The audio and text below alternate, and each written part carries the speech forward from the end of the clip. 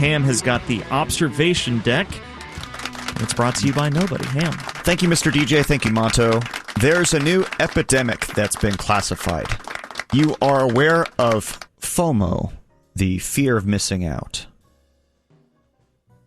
There's also fobo, the fear of better options, where you're paralyzed in your decision-making process because you're afraid you might get something wrong because there's a better option available. I get that a lot. I get that a lot, too. That's why I like to only have 2 choices. Anything more than that, it's just overwhelming. Yeah. I just choose You can't death. deal with the stress. Death. Yeah.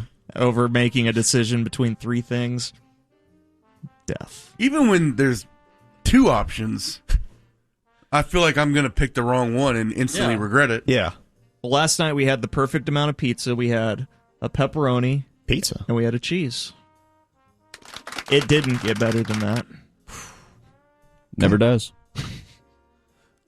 We also have fupa, which is the belly apron. Why'd you point at me? What? Why'd you point at a 45-degree angle down looking at me? You have the most pronounced fupa of anyone I've ever met. Oh, Fupa Ringenberg over there. The rest of my body, looking around the room, yeah, fairly fit. It just, all of my fat just accumulates right there. You can't lose that Oh, fupa, no matter how much you work out. Well, there's a new one. A new fupa? There's a new fupa out there. It's a fupama? FOPO. FOPO. Fear of people's opinions. Experts say it's human nature to care what people think. And so it's one thing that for people to be like, I don't care what anybody thinks about me. I'm going to do things my way. The complete opposite of that would be FOPO. I care what they think, and I don't want to stray too far or have my own opinion or personality because I'm afraid of what other people will think about me. Yeah, that's a tough one. That's a tough spot to be in. Because ultimately what people think doesn't matter. But it feels like it matters. I think it has to be a healthy balance, because if you cared only what people think, you're doing everything for the service of other people, and you lose yourself in the music, in the moment. You never want to let it go. As a great man once said. Dude, your references are out of control. Everyone knows that. One psychologist, Michael Gervais, which sounds like an amalgamation of Michael Scott and Ricky Gervais. He says that... Is it Gervais? Is that how he says it? Yeah. Okay, not Gervais. Oh. Yeah, how does the article pronounce it? It doesn't. It came with no pronunciation guide. He says that FOPO, fear of people's opinions, is a hidden epidemic. People who suffer from it lose faith, self-esteem, and confidence in themselves, and their performance suffers. So the preemptive process to increase acceptance and to avoid rejection from people. It's definitely weird for this job because on one hand, you don't want to be too caught up in what an individual thinks, but in general, we kind of have to make our money on how people feel about us. Yeah. You know? Like, we don't want to just pull every person individually after a segment, but all we care that's about the barometer, but we care that the majority of people like is it. the but ratings. We don't want that to be completely driven in what we do. Right. But are society's outlets for getting your opinion out there, it seems like it's the most toxic place. The negativity far outweighs. You're much more likely to post a response to something if you had a negative experience versus a positive one. Yeah, I think positive, you just go about your life. Yeah. Whereas negative, I mean, people don't typically post unless they went out of their way for reviews. They really only do it if, or at least in my instances, you were very wronged by something. Yeah, or at least you feel that you were wronged by something and you need other people to know. I would say, yeah, it's a healthy advantage as far as people that complain online versus people that spread positivity online. Yeah. That's much fewer and far between. These people that deal with, what was it? Fobo. Fupa? Not fupa. We're all dealing with fupa. We're all dealing. Look at this fupa. It's fupa epidemic. Or Fubo. The streaming service. Streaming service, yeah. Yeah. Well, fobo people also pretend they watched a TV show or movie that other people have watched. They also laugh at their jokes they don't find humor in because they're afraid of... You're raising your hand, Mr. DJ. I try to keep up with Monto's sharp humor. I don't understand it half the time. I just laugh when other people laugh. So you heard this whole conversation about spreading positivity and all that, and swatted it back to half court. His 50-50 choice was to attack Monto. And went back to your normal well of jokes. Which I had three choices. I had the X, I had the triangle, and the circle. And the bigger text said attack Monto. So I went for it. I had a higher % chance to attack Monto there, so I went for it. But yeah, watch out for FOPO and FUPA. And other research. Which nation would you say is the most cussy online? Uses the most cuss words? Probably China. Why? I don't know. You asked, and I gave an answer. TikTok. I was hoping you'd have a reason behind your answer. No. Bolivia. So I'll say this is... Way worse. Way worse. This is limited to just English-speaking nations. I'll stick with China. Not the U.S. Linguists analyzed websites and blogs to determine the vulgarity where it was most common. So despite the UK having a swear word for British cigarette, they are not number one. Their analysis found that Americans swear more on the internet than any other speaking groups. I think we have anecdotal evidence to back some of that up. Yes. They created get these Fs off our radio. Yeah. They created a list of over 600 obscenities, which included modified words and abbreviations like WTF and other variations of F and C. I don't feel like putting WTF should count as cursing. They're counting that, but I think that picks up a lot of the bulk. I don't think blogs and other publications are like writing out the F word. WTF could just be what the fupa, and you don't even know. Yeah. That shouldn't count. That's what I mean whenever I write WTF in all my messages. Or when I say it to you, I'm saying why the fupa? Yeah. Why do you still have it? Points at your gut. Valid. Valid question. UK came in at number 2. The Americans topped the list with the cuss words. They say it 0.036 of the time. And that is for every 100,000 words. So my rate's way higher. Overstated. 36 curse words per 100,000. Too much analytics. We don't need analytics on how often people are cussing. And I would love to hear the stats on a hardline pre-show meeting. Oh my God. Good. The curse words per 100,000 words. God. Or Bob to DJ in the breaks. Dude. Or Bob to anybody in the breaks. Look at the T's on this bitch. Gosh. Yeah. Bob, well, you're so different off air. It's all an act for radio. Yeah, he's quite the potty mouth. Yeah. Third was the Aussies, then Singaporeans, then New Zealanders. So you weren't too far off when you said Bolivia. Actually, you were very far off. He was closer with Singapore, I guess. He said China, so yeah, geographically, yeah, Singapore. But there you go. We did it, America. We're number one in something. Don't worry about education or healthcare. And I'll take a stab too. Number 1 in FUPAs. Definitely number 1 in FUPAs. Yeah, go to any Disneyland. FUPA heaven. I think you could say that about a lot of places in America. There's a lot of places. Maybe not Reebok's CrossFit Games. No. Not as many FUPAs there. There's some FUPA strongholds, But though. standing in line for a churro at Disney World, you're gonna the GDP for FUPAs is off the charts. We're making America FUPA again. There's no question. All right, 6:31 on the ticket. Work in progress in for the Musers. We have got the latest edition of The Ramp up next.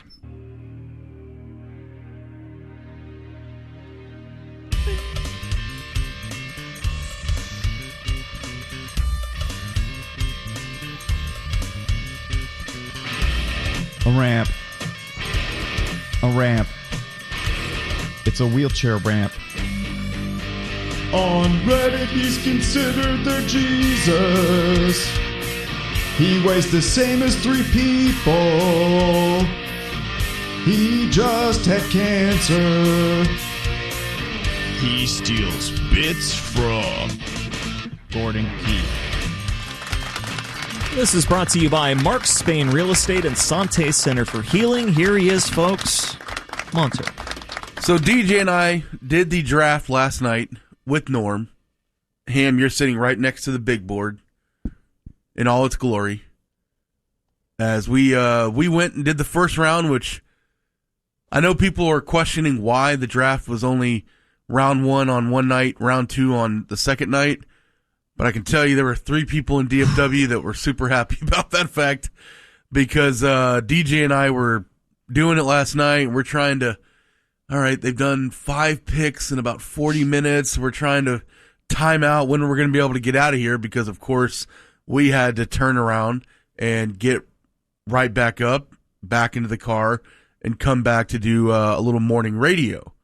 So we finally last night got out of here around 10:30, 10:45, something like that. And, you know, you're already, all right, so if I get home and take a quick shower, I could probably be asleep by 11:30. Yeah, you're doing the internal math to try to calculate how much sleep am I going to get tonight. Like, okay, I wake up at 4, probably stretch that to 4:15. But, you know, honestly, I didn't feel as bad as I thought I was going to when I got up this morning. I hit the snooze a few times. I didn't get out of bed, I think, until about 5. Last minute? Yeah. I knew exactly how long I had. And I figured, you know, the rest of my team will be bright-eyed and ready to go, so they can carry me even if I'm a little tired this morning. Because I'm nothing if not bright-eyed and bushy-tailed when I normally get here. But, so I get in my truck this morning about 5:15 to head up here, and I have to take some suburban streets before I ultimately get to the main highway to take me up here, which is 75. And right before I get on 75, I look down at my dash, and I see that my tire pressure gauge has been lighting up as the passenger side rear tire is at 10. Oh, no. PSI. And I'm like, what in the... Did I hit something? And I was like, I know I did. I have not hit something this morning. Did I hit something last night that I don't remember? Yeah, school's out, so I don't think it's that. Is this Montifa trying to sabotage you? Ooh. Yeah, you gotta worry about all the anti-Monties out there. Is this the threat level being raised? Could have been. I didn't have a buddy interesting. last night when I left. Very well could have been. And I'm like, man, 10 is low. Oh.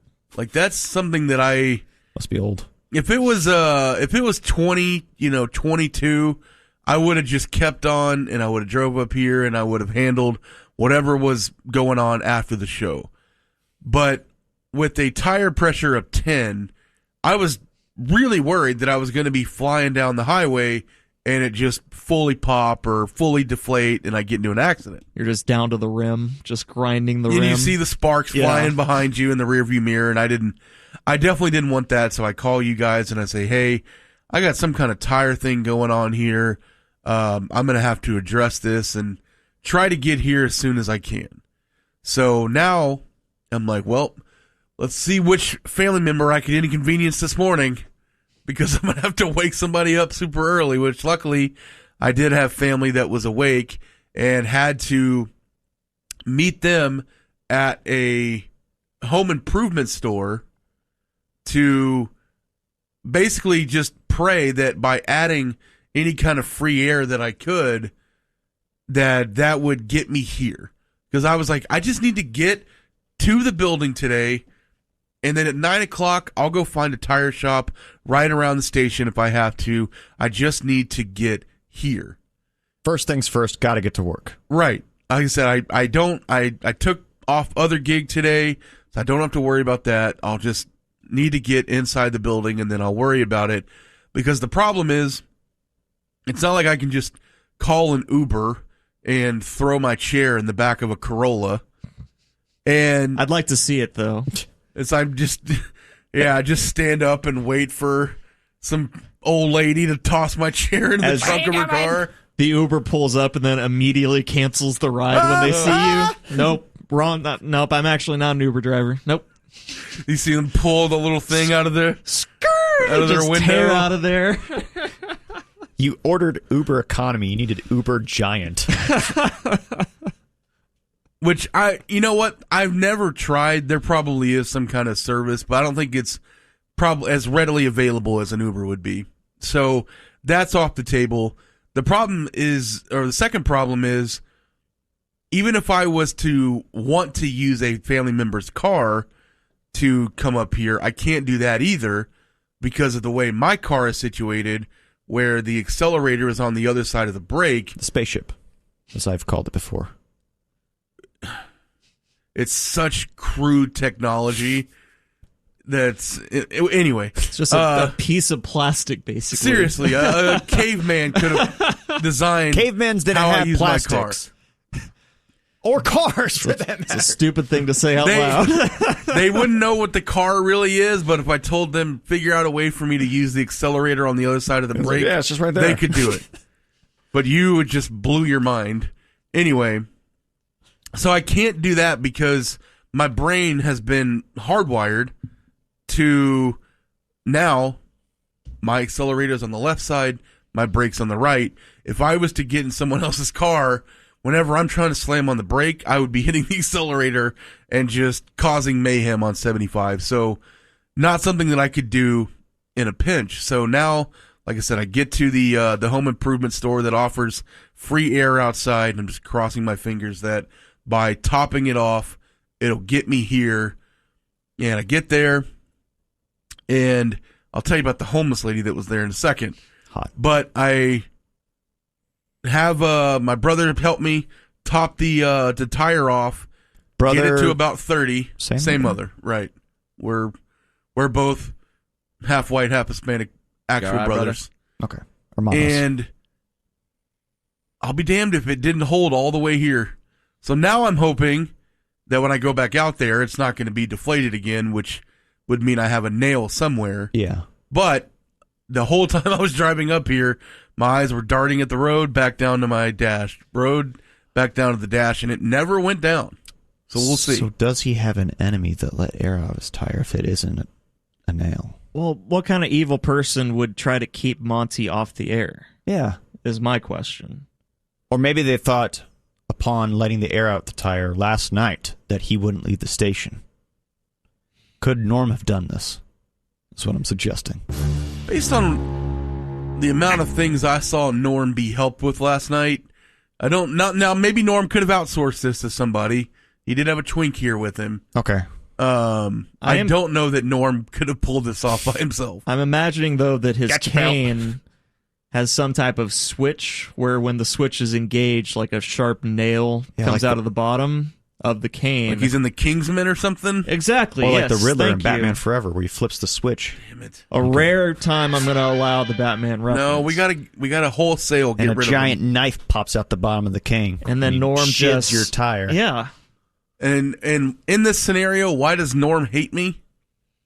Jealous of your radio prowess, probably. Why would the Texas Radio Hall of Famer be jealous of me? Yeah, but Because last night you were like, I'm running the draft. I'm the one guy who's less healthy than him. Why would he be jealous of me? I'm Not driving fair. this ship, Norm.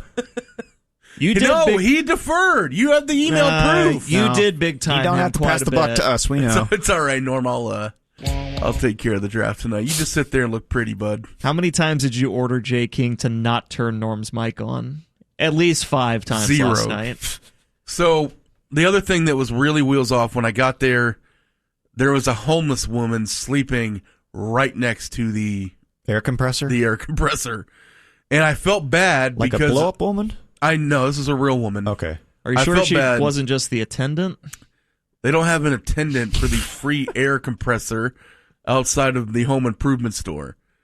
And I felt bad because she looked like she was getting some pretty good sleep in, and I knew the second that I started pumping air, it was going to wake her up. So, sure enough, You're just blaring Pop it in there. Aerosmith as loud as you can. I probably could have turned my music down and stopped revving my engine and thrown stuff at her. Jealous? But I was like, look, I'm already waking her up. I might as well get her ready for her day. Yeah. She's probably got some kind of gig to get to. Get an early start. The one funny scenario we had waiting for you here in studio that Ham threw out was your tire was shredded, so you had to put your wheelchair tire onto the axle in order to get here. You were so desperate to get here that was the last resort. And you're just driving real slow, making sure that the wheelchair wheel's taking on. Just down I just the road. hook myself up to the car and tell my brother to floor it, and I'll do what I can. Yeah, or the scenarios where you have your V8 on the back of your wheelchair and you're just flying down 75. Got my Hemi. Well, anyway, We're am glad here. you made it. Yeah. And we'll see when I leave here if the nail that may or may not be in my tire has gone back to work. But anyway, I'll worry about that later. All right, it's 6:50. Ham. This week we've been talking about the vetoes and the deadline for Texas bills in the Texas legislature that Greg Abbott had to sign or veto. Veto here. Texas veto. Texas veto. Howdy, y'all. We've been highlighting some of the laws and such. One of them, Greg Abbott vetoed the THC bill, the ban on THC. A law passed that would go into effect September 1st. Went through the ban on cell phone usage for children in school. We have another law that's facing a challenge, though. The new Texas law mandating the 10 Commandments must be displayed in every public school classroom. Amen. A group of Dallas-Fort Worth faith leaders have filed a federal lawsuit to challenge the new law that says you have to put them up in every classroom. I'm going to start introducing Monty as Faith Leader Monty. Faith leader Justin Montemere? Yes. I can never get it. I've known you for 93 years. Yeah, over a decade. And you still call me Justin Montemere. No, besides that, you nail everything Thank you. pronunciation-wise. Normally, yeah, he's fine. It's just my name trips you up for whatever That's reason. how you can't be offended. People on the radio change their names all the time. I haven't. You have George John, DiGianni, Ryan Medlin, Medellin, Montemere, Montemor. Been mayor the whole time. It's news to this broadcaster. But the plaintiffs argued the law violates the First Amendment by unconstitutionally pressuring students into religious observance and interfering with the parents' rights regarding what they want for their children's religious education. So by putting these 10 Commandments in every public school, you're saying you are essentially taking the role out of the parents' hands of what I want my child to believe, because they are being taught one thing and shown one thing while we might be doing something else. I think we could spruce up the talk studio in here with a nice big 10 Commandments. Like a big stone structure in here. I'd be fine with that. So We Worked could use with Bob too long. We could use a more Not like a more Christ-centered accurate sports talkback radio system. If we're going to do it, Or I want bigger stone TVs. tablets in the original Yiddish. Who speaks Then we Yiddish? definitely wouldn't. It'd be an art piece at that point. Yeah. Or is Elf just permanently standing up here to translate? Why Elf? Why not like Donovan or He said Gordon? Yiddish. I hate to break it to you. They could translate. They have Google. Right there. What do you mean you hate to break it to me? Who's Like I've been they? holding out. Please don't tell me. Elf is Jewish. No. Whoa, what? A little bit of breaking news. Has he mentioned that before? A few times. We mix with him every Sunday from 9 to noon. Y'all are just not very We observant. don't mix from 9 to noon. We mix at 9 o'clock. What a Be a a long waste of mix. time. I got nothing else to talk to you 9:48. about. We're still talking to Elf. He's just like, let me go! Right there. 10 Commandments right there. So this challenge comes because after a federal appeals court ruled, I believe this was like last week, that a 10 Commandments law passed in Louisiana was plainly unconstitutional. That decision will be likely appealed to the Supreme Court. That law was passed back in 2024, the one in Louisiana, that required a poster or framed document with the 10 Commandments be posted in every classroom. That law was supposed to take effect on January 1st, but a group of public school parents also sued, citing the violation of the First Amendment. Is there some kind of middle ground here where we can develop like a secular 10 Commandments? Like maybe take just a few of the best of the orig 10 Commandments and then just have some kick-ass other ones to add on to kind of balance it out. I might have taken your point seriously Until if you said a hadn't- ridge? Yeah, I cheapened it by saying a ridge. At that point, I checked out. Don't get caught up in the I checked my out cool mentally language. after that. You just sound old. You just can't hang. You can't keep up. I can't hang, huh? What would be on your Thou new 10 Commandments? Thou shalt eat blizzards daily. That'd be pretty kick-ass. Okay. If you could guarantee me... I'm slowly on board. A lot of the commandments are instructing you on things not to do. Yeah. You're telling me specifically... Which is a downer. ...what I have to do? That's a command. I don't know if we need to oppress the children. What if I'm lactose intolerant? Ooh. Thou shalt get you an ice cream treat that agrees with your tummy a little more. The lactate-free. They've got some options now. It's a little wordy. It is a little wordy. We're just spitballing here. Well, I just came up with this idea now, so this is not a final draft. Helping out Kinko's with Despite calling it a ridge, he's super wordy with his new thing. Yeah, you're just not efficient with your words. I just am trying to spread it out appropriately. I don't know. Thou shalt... Are you sure you don't know? You seem so sure right now. I'm trying to think. Well, I mean, this is a big deal. Don't hurt yourself.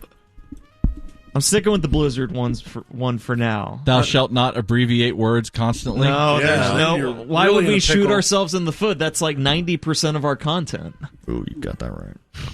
But in 1980, the Supreme Court struck down a similar law in Kentucky, a Kentucky statute that required the 10 Commandments be displayed in schools. So there is precedent for this.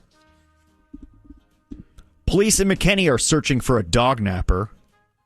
Last night, a Petland in McKinney, a 10-week-old German Shepherd was stolen, a puppy. The suspect was seen in surveillance videos wearing a ski mask and appeared to be filing out a credit card application before he ran out of the store with a puppy. So he arrived to store wearing ski mask, and in the story, he pulls down the mask to ask questions and then pulls it right back up. Somehow not a red flag. Well, if I mean, are people just in post-COVID times like, I guess he didn't have any N95s available, so he did the best thing he could. It has been chilly outside, so is it that crazy to Not see a that guy chilly. with It's a not full that chilly. face mask? It's sunshine. I think you have some kind of disease that's making you cold. I think DJ has the flu. Or he's got the chills. He's got the fupa flu. Thou shalt respect people with fupas. The flupa. And flupa. All right, I got two now. We don't discriminate against people with fupas. Blizzards and fupas. Hey. I'm getting better I'm than getting that. better than that. Damn it. We all dive on It's out! It's out! So yeah, he faked applying for a credit card, then hustled out with the dog. This happened at 10:15 p.m. So his guise was, I'm going to apply for a Petland credit card? Yeah. Which, Wonder what kind of rates they offer. or if, he was smart enough to find himself to take that out. How many? Because he probably wrote his home address on there. Also, how late are these open? Well, how late are they open? Yeah, that's a fair question. How tough is it to just adopt a dog for free? Like, depending on the week. There's all kinds of dogs that need to be rescued. On the news, it seems like nightly the story is that the shelters are full. You need to go adopt a Please dog. take them now, or it's $5. Yeah, but I guess he needs the juice of thinking he stole it. Stole a free dog? Yeah. And who's rushing out at 10:15 at night to adopt a dog? Number 3. I can't wait until tomorrow morning. Oh, he's got another commandment? Thou shalt not steal dogs, or else you will be spited. By me. Spited? Yeah. You mean smited? Both. What? As it is written. Amen. I got 3 now. And we'll take 2 or 3 from the original, whatever the... I don't know what the 10 Commandments so you're are. at least willing to acknowledge the original text. Well, The orig. you won't add in the thou shalt not kill. You're more worried about eating a blizzard. No, I'm saying that we're going to take the top ones from the original and combine the two and make a best of. All right, you're not that's what I call yeah. musicking the 10 Commandments. I That's damn what sure I call am, commandments. actually. Well, because that's some what of I them, call commandments. you shall not give false testimony. That's one of the 10 Commandments. We don't need that on the new one. Yeah, you love lying. Yeah, he loves Well, lying. I mean, that's what the court is for. They can decide if you're lying or not. You think people are abiding by this already, that no one is lying in testimony? No, but that's the point. They're not abiding by this already. Therefore, you don't need new ones. Well, I'm saying it's too wordy if they're not using that commandment anyway. Let's just strike it down and get the blizzard and one in replace it there. with fupa. Yeah, or the fupa. So, did they find this guy? No, they're asking for help finding him. The dog, luckily, was also microchipped. So all of them have chips in them. Hey, guys. But yeah, be on the lookout for a man wearing a ski mask and... Holding a 10-week-old German Shepherd? Yeah. Was that Chip? Microchip. Okay, I thought he was a tiny chip. Host of Dirty Jobs. Mike Rowe? Yeah. Birthdays. Robert DeVee, 72. He was Special Agent Johnson in Die Hard. The other Agent Johnson. Mick Jones is 70, he of The Clash. Geddy Watanabe is 70. He was Long Duck Dong in 16 Candles. Very nice. Why'd the music stop? I don't know. We just started over. We're fine. Chris Isaac is 69, the rock and roll singer. Patti Smith. John McEnroe Squeeze, 68. Can I be honest with you? I don't know a single person you've named so far. I said Long Duck Dong. I don't know. I haven't seen that movie. Oh. Is this where you get mad at me for not seeing every movie you've seen? No. Just this one. Just this one. Just this movie. one particular one? Yeah. Add that one to your commandments. Did I have to see 16 Can't? Now I'm out. Okay. Boy, that's hyper specific if we're just You doing want me this to for eat like a the whole blizzard? state. And have Well, everybody likes blizzards. No, I like my ice cream that drips to the floor. You're a flawed guy. How about this one? Chris O'Donnell, 55. He was Robin in the Schumacher Batman movies. We're going the wrong direction. The great Nick Offerman is 55. All right, now you're talking. Sean Hayes, also 55. He was Jack from Will and Grace. Nathan Falwell, the drummer of Kings of Leon, Hot is chart. 46. Jason Schwartzman, 45. The Perfect. Aubrey Plaza is 41. I'm Strong. also a fan. Very strong. Yes. Ariana Grande, a.k.a. Ariana Big, is 32. Thank you for translating for us. Greg LeMond is 64. He cycled his way to 3 Tour de France wins. Look, Ariana, your name you. Ariana Big just doesn't hit. We Yeah. gotta work on that a little bit. No, Grande. Shannon Sharp is 57. Oh, my shit. Derek Jeter is 51. Hall of was- Famer. Gonorrhea? I don't know. I think Jeter had gonorrhea. Yeah, I think the word was with Jessica Alba. What? They were swapping diseases. All right. I'll do it. If you have to swap, there's Fine. worse people to swap with. I'll do it. Commandment. No. No, I don't want gonorrhea. Thou shalt not swap diseases with thy. Michael Vick is 45. He has the key to the city of Dallas. Oh. That's the only note I have on him. Ron Mexico. Was he at Petland last night? No. Deron Williams is 41. Darren? Darren Williams? Yeah. If we're talking about the point guard, The one from the colony? yeah. I heard it was Deron.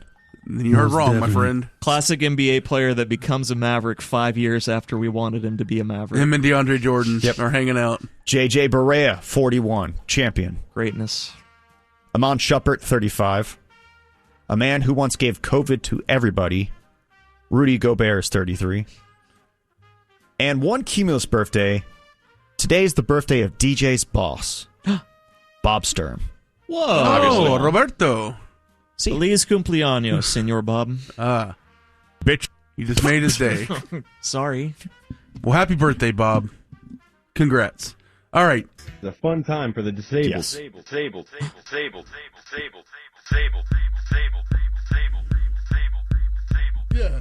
Yeah. Dogs.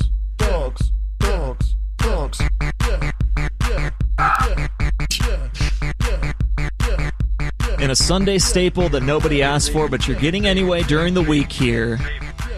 Fun time for this disabled pet edition hosted by Monto. Now, I know what you're thinking. Man, they sure do have a lot of segments and opens based around the fact that Monty's handicapped. And you're right. Look, Segments that you came up with. Great observation. some people play to their strengths. We play to what we got. You know what? You're dealt a hand, and you got to play that hand. Right. I'm not going to lie to you and be like, oh, yeah, I can run great. Like, look, you do what you got to do. Make lemonade. Like the old saying goes, you dance with the disabled partner you brought. With the crippled partner you bought to the dance. With the crippled person that you wheeled onto the dance floor. Is that a commandment? I think That might be. it's in consideration for the new 10 Commandments. Someone's reading it for the first time. What? Really? What if my person was able-bodied that I'm dancing with? Does that matter? All these commandments are about ice cream and handicapped people. Doesn't get any better than that. All right, so there was a news story that caught my eye about Tooshie the puppy. Now, Tooshie is a Australian cavoodle puppy, a 5-week-old Australian cavoodle puppy. What's a cavoodle? Like a cavalier poodle? It's like when you're like hugging and kissing in public, cavoodling, I wish I knew what that meant. I'm sure that's a great joke. canoodling. Okay. I knew it was good. Wednesdays we Just were know what it meant. It's a cavalier King Charles Spaniel with a poodle. So the cavoodle puppy was among his litter, and people started to notice that, man, this little guy doesn't seem to be doing too well. Getting sick, throwing up, getting bloated.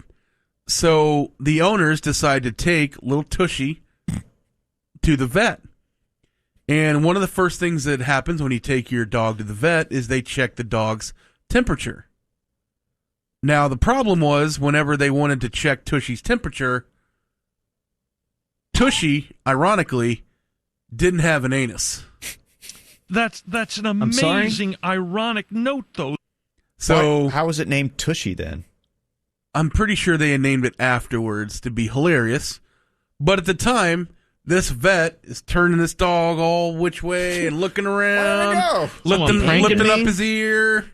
Maybe like, oh, maybe it's in a weird spot. And no. Yeah, as Baldy knows, because it's down under, it's probably in a different location. It's upside down. Yeah. But no, poor Tooshie was born with atresia ani, an extremely rare case in which a puppy is born with no anus. So what they had to do was immediately rush this dog to pet surgery. Childish. And basically, I don't know, get a pin or something and poke a hole and give the dog somewhere to go to the bathroom. Again, childish. I didn't study the anatomy and how they were able to pull this off, but they did give him, like a man-made lake, a little man-made anus, and now Tooshie can go to the bathroom like a real dog. So I'm picturing, like you'll see sometimes on surgery shows where they're with the marker, like marking on your skin where they're going to make the incision. Yeah. And just the little drawing that they had to do to mark. All right, I think we'll put it right here. They trace a balloon knot. He's kind of measuring to make sure it's symmetrical on both sides, that we're getting it right. Well, that's what makes any anus pretty, is the symmetry. It's like a face. Well, I don't want it to be Mark that. off center. It wouldn't Like, be good. look, yeah, I mean, if we're gonna do it professional, right. Yeah. Like if you could, draw your face on, you wouldn't make yourself look like the thing from the Goonies. You'd make yourself look like Brad Pitt. So they give Tooshie his Tooshie, and now Tooshie is doing well. He's a little internet sensation. They did a GoFundMe to help cover the Adanass, or whatever the name of the surgery is. There's no way that's the name. And Tooshie is doing well, which I'm glad to hear. I guess it was obviously a very life-threatening situation because 5 weeks? Yeah, because it hasn't been able to use the bathroom in 5 weeks, so it was just backing up with, waste, and at some point that's going to just rot your inside. So it was a dire situation that luckily Tooshie is doing well now. How did the owners not know beforehand that there was an issue? Or did they? Because if a newborn puppy didn't use the bathroom for 5 weeks, well, I guess if it's in a litter, you don't know. Yeah, you're not because all the other ones are going, so you probably assume it's. You're not going to match the little tootsie rolls to each. I guess I didn't. Like Cinderella's slipper. You know what I mean? Like you're not going to find which one each one came from. Just like the slipper, yeah. I didn't take into account it was a litter of puppies, I guess. But anyway, we're praying for Tooshie, but also in my own personal life, took Molly, my Belgian Shepherd, in for a vet visit recently, just to make sure everything's looking good. The one weird thing is, it appears that after 7 months, she has like hit a complete growth stall and has not grown at all in like a month and a half, which I'm perfectly fine with. I don't want her to get huge. I was a little worried she was going to end up being 70, 75 pounds. She's hit about 45 to 50 and has kind of plateaued. Did you start giving her Ozempic? Is that why she stopped growing? No, I didn't give her a little doggy Ozempic. It's a little like half dose. To a puppy. You're getting a little big. Let's slow this down. Sprinkle some over the kibbles. No. I wanted nature to take its course, but also I got told something. I don't know if the vet was going for shock value or what, because if she did, good on her, because it definitely caught me off guard. But the vet's inspecting Molly, kind of looking around, and all of a sudden I hear her go, huh, her vagina hadn't came in yet. Huh? Like, say again? Yeah, just don't see her vagina yet. And I'm like, was I supposed to bring that with me? What do you mean? Did it fall off? What are you talking about? Got lost in the mail? Like, I was I supposed to get a tracking number in my email? What do you mean? And apparently that's a thing where they're like, you know, when a male's balls drop, I guess for a girl puppy, their little doggy vag has to drop or whatever. This is blowing my mind. I'm sorry. I don't mean to bore you guys with technical speak here, but apparently she has like a dormant vulva or something that has to. I thought they just erupt. Kind of erupt. Ugh. I don't know, man. But they told me that it needs to happen at some point because eventually she's going to go through menopause, dog menstruation, and at that point, there needs to be somewhere for it to come out of. Which I'm really not looking forward to that, because now, you know, we're nearing the age where you start talking about getting your puppy fixed. Yeah. Because I have never had this happen, but apparently spading dogs, girl dogs, have that same problem that young females do, and that seems like a nightmare to deal with. I will say there is just a hint of sweet irony. Hopefully this all works out for your dog. Uh-huh. Yeah. But just that you are kind of the king of referencing sexual stuff and just kind of making everything sexual. You work with Dave Lane. Which makes your proclivity even more impressive. But now you're being backed into a corner to where you're having to have conversations with strangers about your dog's undescended vagina. Well, not really a stranger. I wasn't on the bus. But they're like, talking to somebody. They're bringing in other doctors, and they're like, you weren't chatting up the dude at the gas station like a Geico commercial? You're acting like I was in the middle of a Best Buy, and I'm thumbing through the CDs, and someone walks up and is like, dude, where's your dog's vagina? Well, I was talking to the vet. You've brought it to the air now, though. Or now this when is I don't something, like that. This is something that people are going to be bringing up with you now and asking you the status of. So what's going on with the dog badge? You know, what's the latest? I haven't heard much lately. That'll be the first question he gets from a P1 at fight night. Yeah. The next Sweet Spot AMA. My neighbor Colin's going to raise his hand. Would also make sense, too, because he's never seen one in the flesh. That's the problem, is I don't even know when it comes in. Like, is that what you're looking at? No, Mr. Montemayor, that's her snout. Wow. Oh. All right, well, is that it? No, it's her paw. Getting warmer. Luckily, they sent me home like at a health clinic, like a little like a doll that I can they need to give compare. you a diagram and then a scale model. Gave you a model like 40-year-old virgin. Along with the brochure. Your Learning dog a lot doesn't here, have a Doc. vagina. And so now, we have to do daily vag checks just to see. And I'm like, look, is there a way we can speed this process? Is there a pill she can take? Boy, that would make you sound a lot more alpha if it wasn't followed by the dog part of it.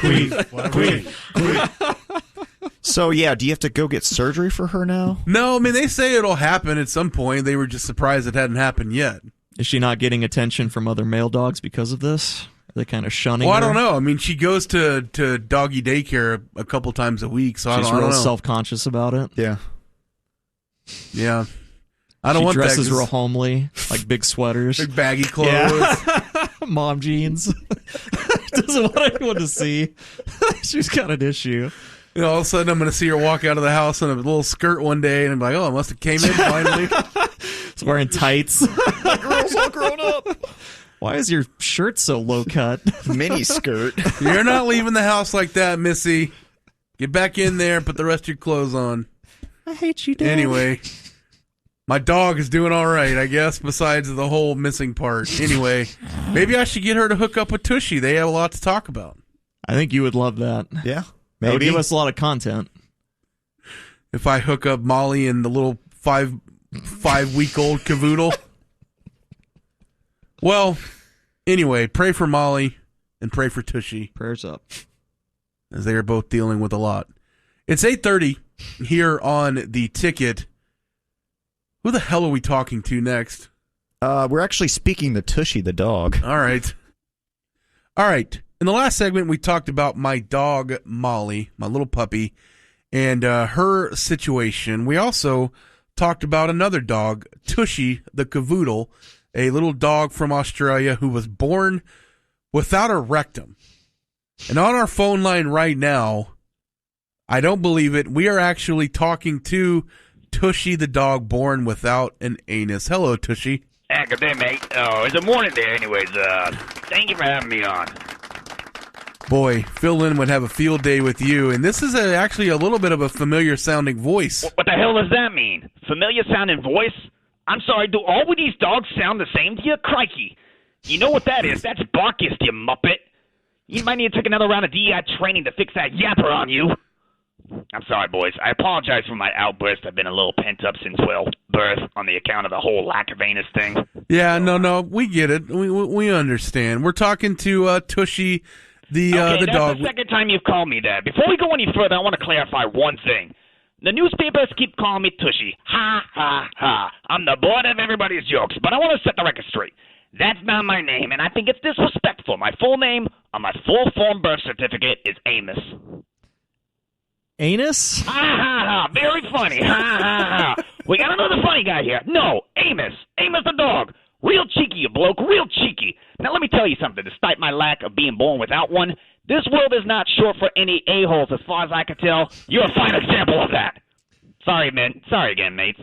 Had a lot of built up emotionally in addition to other things, so I apologize for my second outburst of this interview. No, it's okay. We're just trying to keep up with this thick Australian accent, too. So he's got Australian words. What about the accent? So we're visiting with Amos, the dog born without an anus. Can you talk a little bit about that situation and what it's like to not having the anus? Well, I'll tell you one thing. For the pros of not having one of those, can't get blamed for any farts. My odors were cut a loud one. I'm looking around here like, hey, mate, don't look at me. I'm incapable. I'm absolved of any blame. All right. That's pretty cool about it. Yeah. On the downsides, I will say, I'm having a hard time meeting the ladies. I've been chasing tail. They would just walk by me. It's like I was invisible or something. Hard to do a booty call when you can't get any digits from any bitches out there. Man, I guess I didn't realize that not having an anus would make it tough, but yeah, that does sound a little tough for you. I know, right? It's 2025. Why do dogs still communicate by smelling each other's butts? I mean, tell you what, mate. I wish that dogs could just walk up to somebody and not have to sniff each other's butts to get to know each other. I've been listening to the station during my recovery. I'm on the other side of the fence from McLaren. I'll tell you what. You guys heard of that fight last week? Hilarious.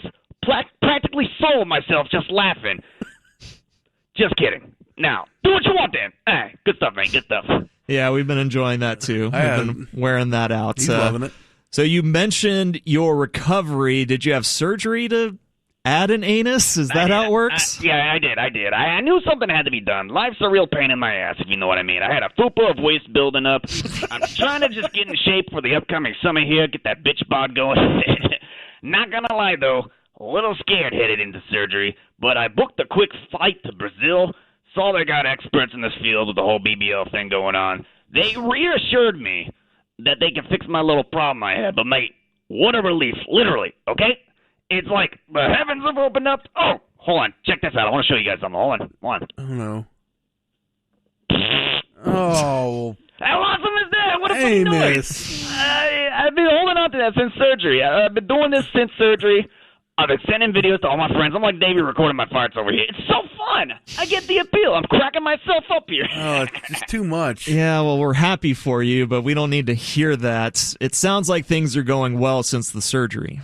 Yeah, and I'll tell you what, though. Since the surgery, oh, my God, this thing itches like crazy. Or is it always supposed to be this itchy? Crikey. And I nearly set the land speed record for a dog dragging ass across the carpet. If I would have known this earlier, the friction alone would have gave me a rug burn that would have torn me a new one. I could have avoided surgery. But all truth be told, I'm feeling great since the surgery. My S don't stank. Well, actually, that was a fact up until a couple weeks ago. Yeah. But, yeah, it's pretty great if you ask me that, yeah. Well, we're glad that you're able to get that taken care of, and I guess sounds like you got a Brazilian butt lift as well. Yeah, I did. Oh, by the way, before we let things go, hey, Monto. Yeah. Heard you got a little lady problem there with the little problem, huh? Bring her here down under. I'll help solve that problem if you know what I'm talking about. You know what I'm talking about? You got stuff in the trunk? No, that dog's very near and dear to me. Nah, I'm just playing, but seriously, I'll talk to you, producer Dynamo, off the air, get her digits, Lane's little play date, a little Amison in you. Yeah. All right, we're going to have to go ahead and let you go, Amos. You're just getting you're too crass. You're too much. Snips up, boys. Do what you want then. All right, snips up to you, too. You clearly are a P1. Go take a bite out of crime, Amos. We love you. Bite out of crime. All right. Snips up to the great Amos, the dog with no anus. There he is, our friend. Patreon.com/sportsgreek. Thank you, Tip Sheet, and thank you, Lady Luck. Dallas police said that leads generated by a controversial and powerful new facial recognition software have led to arrests. Critics, however, worried that the department doesn't have sufficient guardrails in place to guide its use. So officers in the first 6 months of the department's use of the Clearview AI technology identified suspects in robberies, a sexual assault, and an internet sex crime. DPT said that it used the technology 94 times to generate around 30 possible matches. For each potential match, department guidelines require officers to investigate further before making an arrest. However, they do think that there is reasonable suspicion. If they think that there's reasonable suspicion, the DPD has also used the technology and that a person, or to determine if the person has committed a crime, or excuse me. So if there's reasonable suspicion that they might commit a crime, or a potential for the committed crime, or they are planning to commit the crime, that could be any threat to any individual, the community, or the nation, and that information is relevant to the criminal conduct or activity, that they have been given orders that they can use this thing. And critics say that that's a little too broad. Sounds like Minority Report, where they're trying to prevent it. Like, oh, we're pretty sure you were going to do this, even though you haven't yet. Right. Which is definitely a sticky wicket, because in an ideal world, you know, we prevent the crime before it happens, but actually executing on that generally means going after somebody that's innocent, that's still innocent. They haven't committed the crime yet. Unless it's a repetitive crime and you already know they've committed it, and that makes it a little different. But if they're just trying to get out in front of this thing, I don't know if I love that. And then I don't know, it's a facial recognition thing, so it's not like taking in your information and your data and then determining, yep, we got a criminal on our hands. Seems like a theft magnet, this guy. And they go pick you up. I don't know how you could determine You're a criminal. We're pretty sure you were about to commit another crime, so we're just going to go ahead and get you. Well, and the other part is that facial recognition AI, lots of flaws, doesn't always totally recognize people. And so there will be instances where somebody walks into a gas station, gets hit on the AI recognition, and they don't have anything to do with any of it, but now they're tangled up in this thing. I mean, the really bad guys are identified by probably facial recognition technology we don't even know exists. Yeah, right. If we're hearing about this... Like NSA and all that type of stuff, that they're just constantly running algorithms. Yeah. Right. They got drones. They're like, oh, you guys can have this facial. We did that like 20 years ago. More crime. And in the state of Alabama police are asking, Scooby-Doo, where are you? It comes after the crime-fighting pup was seen breaking into a convenience store. Images released by police show Scooby-Doo making his way through a quick stop on Highway 82 in Duncanville, Alabama. Do you know where that is? I do not. It was around 3:45 a.m. on Sunday. The suspect took cash and coins, left the snacks behind. Of course, just like the show, police say the crook is just somebody in a mask. Not really Scooby-Doo. Wait, hold on a second. So it wasn't an actual... It was not a Great Dane stealing from this... From this Duncanville, Alabama is in Tuscaloosa County. Oh, so, see? Some rinky-dink little town out by Tuscaloosa. Also, no word on if the mystery machine was seen at the crime either. Will those pesky kids go find him? You know, when they catch him, that's exactly what he'll say. I would have gotten away with it too if it weren't for you pesky kids. I don't know why more people don't wear masks like that when they're robbing things. Huh? Why don't more people wear masks like that when they're robbing like things? The Nixon mask? Yeah, like Are there a lot of like masked robberies? The ultimate. Okay, now that I think about it, I do have a... All right, Bodie. Yeah, no, I have a family member that was known as the Potbelly Bandit for a while. Because he had a giant potbelly? Or he kept stealing a little bit of a tummy. Like, I feel like if you're going to be... He served his time. He's a good citizen now. Like, you got to wear a mask. You got to talk with a different accent. You got to limp and kind of squat down so they can't gauge your height. Yeah, you get those glasses with the fake mustache and nose. Our intern is showing me a mask of someone. Oh, have you not seen these? Yeah, it's That's Kanye West? It's like a. I know what you're talking about. No, I thought he was like a racist guy or something. Now you're onto it. But so essentially, these masks are like the cheap version of what Johnny Knoxville used in Bad Grandpa. All right. It's basically the old bookcases that you could, like the nice ones, the spandex ones or whatever. So it essentially goes over your face, but it fits around your face to make it kind of like form-fitting, and it's just a face. And apparently that was a Kanye one. Tesla robotaxis face scrutiny after erratic driving. That would also face scrutiny. Hey now. Erratic driving caught on camera during their Austin pilot. So the National Highway Traffic Safety Administration is investigating Tesla after a few incidents where videos show on social media Tesla entering a lane marked on the roadway as being for left turns only, but then goes straight through the intersection. What? Nobody would ever do that. I've never seen a human ever do this. And enters the opposing lane for 10 seconds before swerving several times. Another video appears to show a robotaxi stopping twice suddenly in the middle of the road, possibly responding to flashing lights of a police car. The vehicles were part of a test of Tesla's Model Y robotaxis. Tesla investigators and social media influencers who were invited to participate posted videos of on social media over the weekend describing their experience. I hear you've never seen a human do that, because we have, but isn't the point of the robotaxi? They got to learn. They don't do those things. They're learning machines.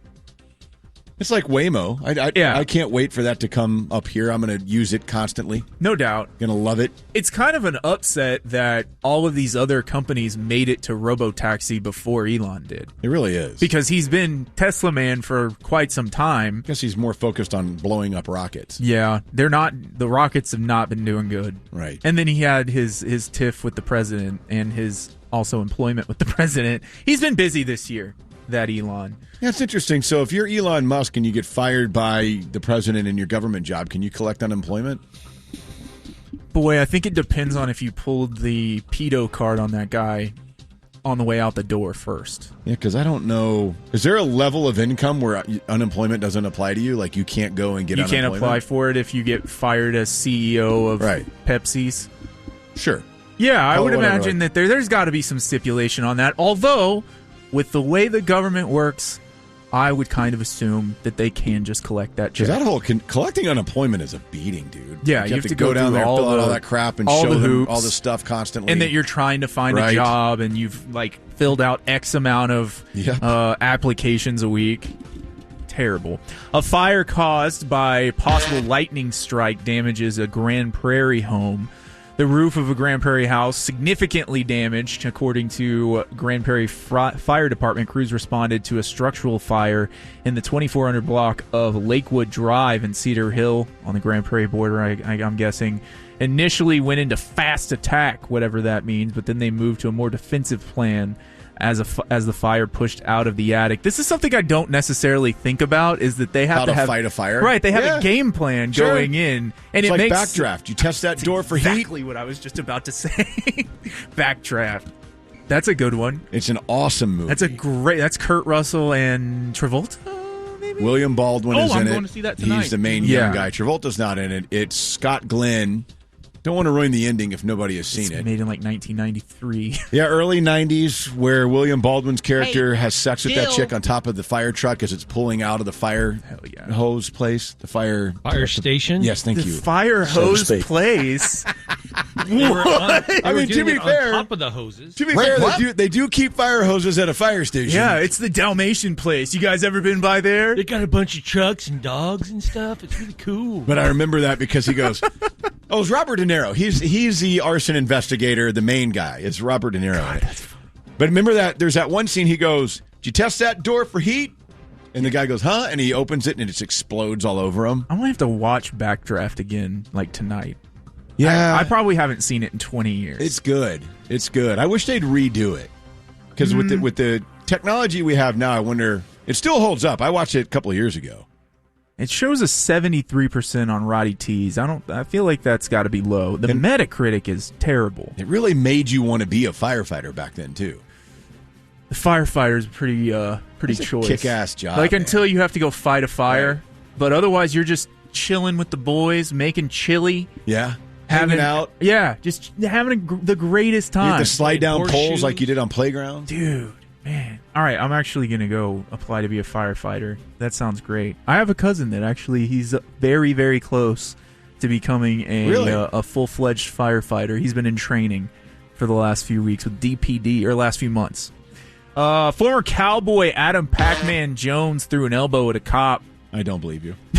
Doesn't sound like him. Doesn't sound like my guy Pac-Man at all. Former NFL star was arrested while allegedly publicly intoxicated on June 7th, and he went on a verbal tirade against the police before eventually throwing elbows at one police officer. Believe it or not, footage obtained by TMZ Sports, the ultimate news outlet in this country. In the footage, Jones can be seen speaking loudly and even attempting to walk away from the cops before he eventually calms down and is trying to explain the situation to the officers. He went in to explain that he and the group had a group of seemingly friendly people had gotten into an argument with an employee of the bar in question, and after his explanation, again, tries to walk away. And that's what led to his arrest. While in custody, he continued to not go down without fighting, cursing at officers and insisting he wasn't at fault. He also continued to question the officers why they were talking to him specifically. He was told it was due to an investigation, but Jones remained uncooperative. He continued to yell at officers while he was in the police car, screaming, "Shut the F up." I'm not going to say that one. And then he was calling them stupid and cowards. He called them yellow. Tensions did not de-escalate once in jail. He tried to hit a cop by throwing elbows and seemingly successful with at least one, as a cop can heard be saying on the footage, "My lip is bleeding." He was charged with public intoxication, disorderly conduct, and assaulting an officer, was booked in Kenton County Jail at 1:51 a.m., pleaded not guilty in court on June 11th. That's a lot for Pac-Man Jones. Is it, though? It's not like it's the first time. No big deal. Yeah, he's actually been... Give me the PI, we'll call it even. Yeah, he's been charged with resisting arrest and assaulting an officer before. So this isn't his first rodeo. Called him yellow, huh? Called him a coward. You guys are yellow. It's such an 1891 insult. Right? Like going back. Hey, what are you, a coward? And It's then like- they pinned him on the ground and arrested Isn't him. that what they just finished watching Tombstone? So he was in Maybe. character. Well, in Back to the Future 3... He is heard that, our segment on Tombstone. Is that what they said in Back to the Future 3? Yeah. Don't call Maybe me it was yellow. chicken. Because they Was used to it call him chicken in Back Yeah. to the Future, but I think in the Wild West It would have one- been yellow. Are you calling me yellow? So is that what in... I guess that was the third Back to the Future Yes. that they went to the West? Yes, they went back to so the he West. must have called him yellow. Where Mad Dog Griffin was Right. the guy he was fighting. Right. And it's not yellow. It's yellow. Yellow. Y-E-L-L. Like that rapper. Hey. That's the news. Do what you want. Right? Yellowwood? Sure. Isn't he a rapper guy? He does our intro song. No, he doesn't. All right, there's we'll the look news. that up in the break. Thank you, Travis. You It's mean DJ 10:50. Yella? Once again, The Ticket presents Why Today Doesn't Suck. Before we start, I'd just like to say that the campers you're about to see suck. Nevertheless, please, welcome them. And now, here are your hosts, Sean Bass and David Mino. That is us, the Sweet Spot, and we are at Good Surf Beach Club in Deep Ellum, and at 2:59, it's DeAndre Creighton. That's a good one. Easy Market and Bakery and GiveMeTheVin.com bring you Corby. Oh, yeah. Here we do this again. Oh, Will you hand me on my remote. computer over there? Or just want to read copy points? A tradition unlike I was thinking, Bob, I seriously was There you thinking go. in the break, I'm like, Man, because we were talking. Why did it we're- suck? But no, we were Just talking beach vibes. We're just vibing. We were talking Brewers, and I'm like, is it embarrassing that I know like half the 1985 Brewers roster compared to now? I think that sounds great. Admirable. I'm proud of you. You're more of a White Sox guy now. Well, duh. But like, I'm in my head. Doesn't every one of us know more about every team in Major League Baseball from 1985 than we do now? It's unbelievable. Like, we were doing this the other day with the Orioles. I was asking him who some of his favorite Orioles were, and we basically went down their entire lineup from 1985. Yeah. So you had Ripken. So my Brewers knowledge is of 85. Like, I was trying to figure out guys I could name, and it's Ben Ogilvy and Robin Yount. Stop it. And- You know, look, Dan isn't here anymore. We can let that one stupid Danism go. And Rick Manning, and they had Ranger pitchers out the wazoo, and like Danny Darwin, and Yeah, you're definitely. Am I at 84? Well, you're mixing eras. The 82 Brewers, Cecil Cooper at first, Jim Gantner, Robin Yount, Paul Molitor. Then the outfield This is fascinating. Ben Ogilvy. Well, it would be if you cared about American League Baseball in the 80s. Yeah, and, jerk. And like me. Gorman Thomas, and then in right field you get Charlie Moore. Behind the plate is Ted Simmons. You had Don Sutton on that staff. Don Sutton was on the staff, All and of it. Pete Vukovich, the 82 Cy Young winner, course. and so forth and so on. I know all of them. Maybe Bob When did Rob McClure, Deere get Larry there? Sowens. Rob Deere was 86, 7? 86, because Easter 87 was when he tanned the Rangers hide. Rob Have Deere. you vamped long enough to get your list? Oh, yeah, it's up. Rob Deere. Now I'm just interested in the Brewers. Rob Deere now That's what would everybody says. have an Ohtani contract. Yeah. That's interesting. Yeah. I think you're wrong, but that's interesting. Hitting 190 with 8 million strikeouts, but 47 home runs. True So outcome. just pay him whatever he wants. Who cares? Yeah, and Gorman Thomas wasn't that far from that exact same blueprint. All right, today is June 26th, the 150th day of the year in 2025. There are 215 days left. Juneteenth. Close. Happy World Refrigeration Day and National Chocolate Pudding Day. Ooh. How about that? Everybody likes Big pudding. day for the cause. Yeah. Did your mom always pack a little chocolate pudding in your lunch for you? No, we were too Snack poor. bag? No. No? That's not a thing. Sucks for y'all. In 1894, Carl Benz of Germany received the U.S. patent for the gasoline-driven auto. Golly, who's Mercedes? Mercedes, Henry Mercedes. In 1914, pardon to all my brothers out there, the Indian Relief Act was passed after a protracted period of passive resistance led by Strom Thurmond? Gandhi. What? So it's not your brethren. Those Indians. Who joins us now? Oh. I prefer hand relief. Indeed. Do you think Gandhi ever did that? Like Yes. in his tent? He had to. Why? So you don't die. Obviously. Yeah, he didn't want to die Yeah. of prostate cancer, Yeah. so he had to, clear the chamber every now and then. You got to clear the pipes. Don't come in here. Do not open that flap right now. My robes are parted.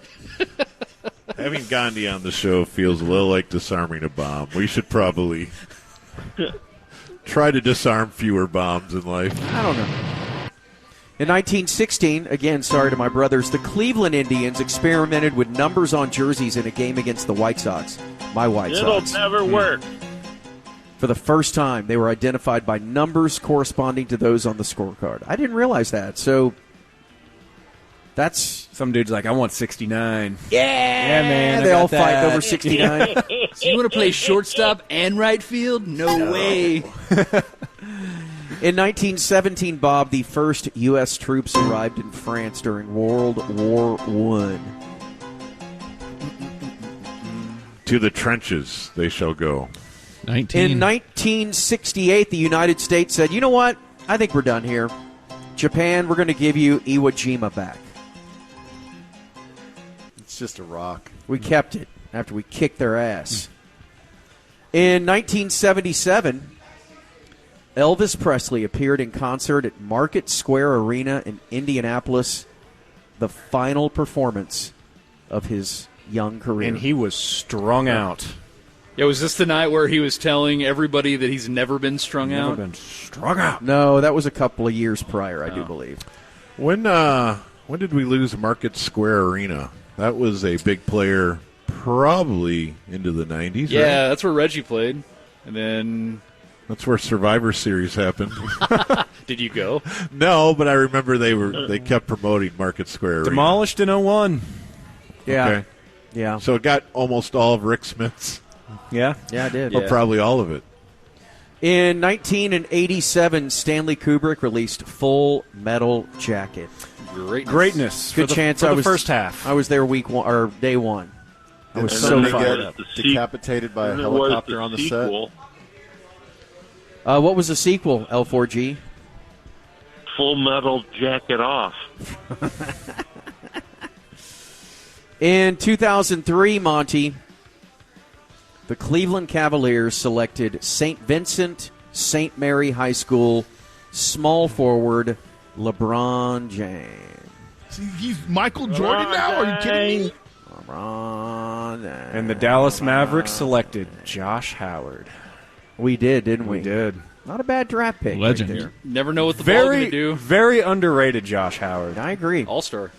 First period assassin. Current coach, right? UNT Dallas? Or UTD Dallas? Something Dallas. Couldn't make the shots that I've been making. Usually they went up, they just hit the side of the rim or went in and out. You know, you can't control what the ball do. Yeah, it's crazy. Man. He's right. I have never heard someone sound more baked. That's my favorite sports actuality ever. He was that after the finals? That was after they lost in the playoffs, maybe. I want to say. Can't control what the ball I don't think that was finals year. I think it was a one and done. I believe. Now, was that Diddy or was that Josh Howard? Let's hear it again. I believe he had a shoe and he's hitting himself in the head while he's saying this. Also wasted. Or play Or it not. again.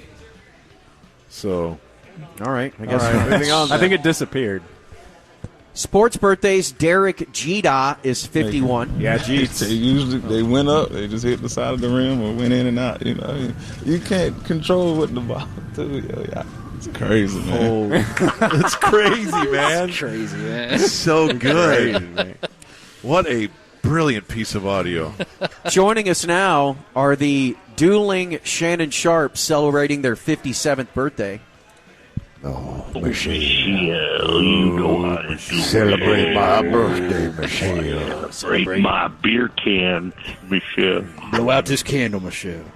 Wonder if Sterling's coming over, Michelle. I feel terrible for Michelle.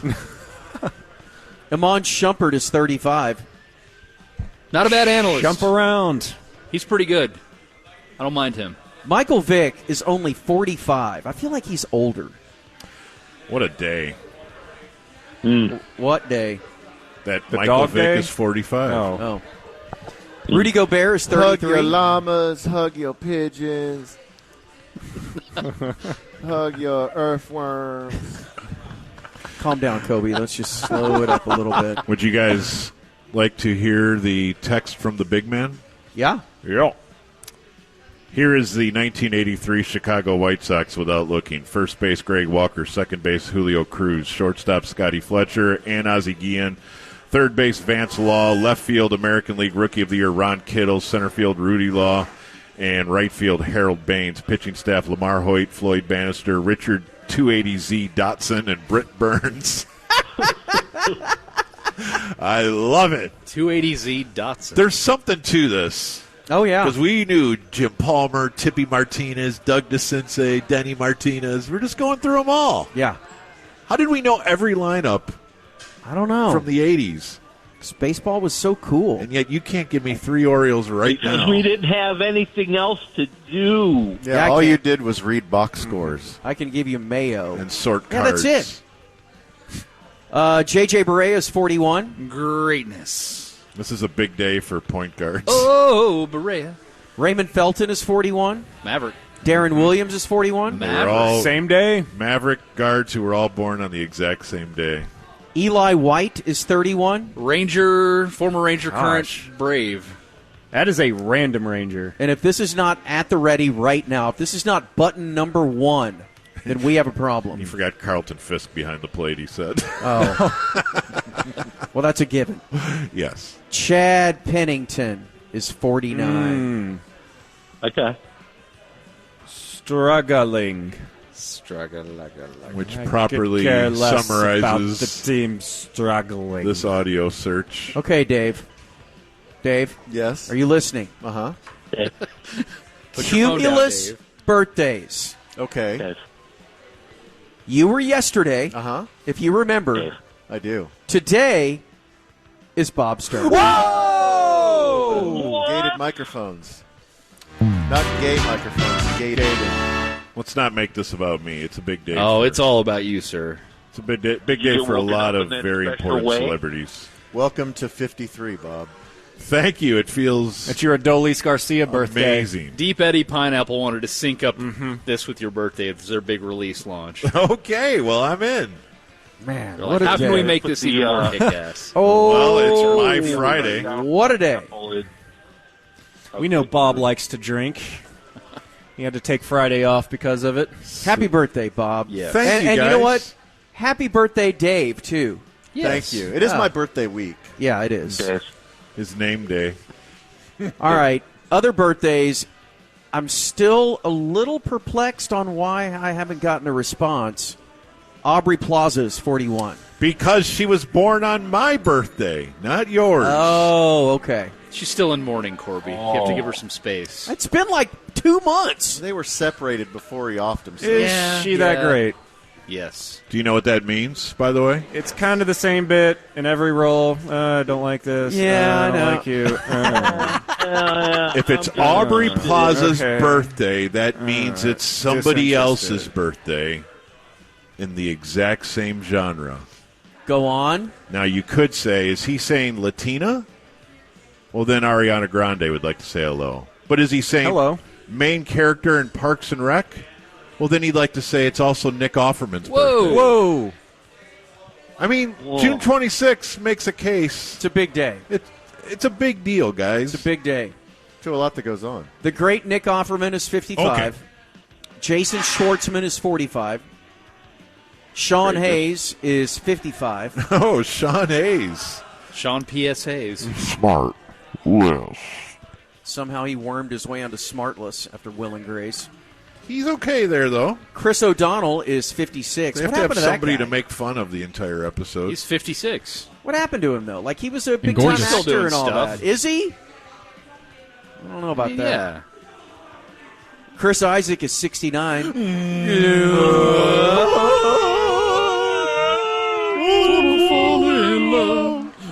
you. Do you think that, like, every time he's at a restaurant, they're like, what will you have, sir?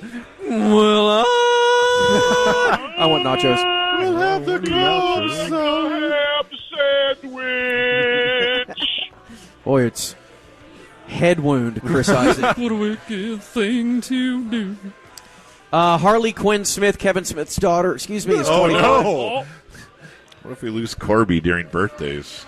On your birthday. Yeah. I'll just take over then. I got this. That would be the greatest gift for Bob. Yeah, that's your birthday wish. Push his corpse over and just keep going like nothing happened. You just throw me in the surf pool. Lifeless body. Just yeah. By the way, the ticket has learned that Ariana Grande may not qualify as a Latina. We are She's not. She's white. She's Italian. She is Italian. When did you think she was white. Latina? Well, Grande. She has a very ambiguous. Because last night, honestly, most Arianas are Latina. Have you seen her full name? Her full name racist. is hella Italian. What is it? You want to read it to you? Yeah, Hold I on. do. No, we don't. Just What are you tease doing? us. Read it. I'll tell you next. He's got to pull it up first, you know. Oh, okay. Oh, my God. and her, besides her middle name is Belle. Yeah, it's Butera. It's Ariana Grande Butera. And then, that's very Italian, guys. Huh. I don't know, Creighton. Paul Thomas Anderson is 55. He of Boogie Nights fame and several other films that I love, including, didn't Paul Thomas Anderson do I'll Drink Your Milkshake? Was that him? There Will Be Blood? Yeah. There's a milkshake straw. Yes, Batman. L4G, it's a very important rock and roll birthday today. Colin Greenwood is 56. The bassist for Radiohead. Yes, sir. The Kings of Leon drummer, KOL. Recently, I've discovered a musical act that's a cross between Chet Baker and Radiohead. Okay, that's odd. Nathan Followell, a very happy Oklahoma City Thunder fan, is 46. So we meet again. Jacob Elordi is 28. Hot. Robert Davey is 74. Patty Smith, John McEnroe's wife, is 68. Born on this day now dead, 1898, Chesty Puller. Chesty? Nobody's name was Chesty. The most decorated Marine in the history of life. I think I've seen her videos. And we'd like to thank him for his service. Larry the Mole Taylor, born on this day now dead. He was a bassist for the Monkees, session player. Dead on this day, still dead, Roy Campanella, Don Hudson, Bob. Oh, wow. Phil Rogers, who won 5 PGA Tours, wins. And Beth Chapman, the Dog the Bounty Hunter's weird-looking wife. Yeah. Died of cancer at 51. God, she looked terrible. Not because of the cancer, just because of living. So pre-cancer, she was just because of pretty being busted. married to Dog the Bounty Hunter. Yeah, Big probably boobs. so. Yes, Jay. Yes. That was very Chad.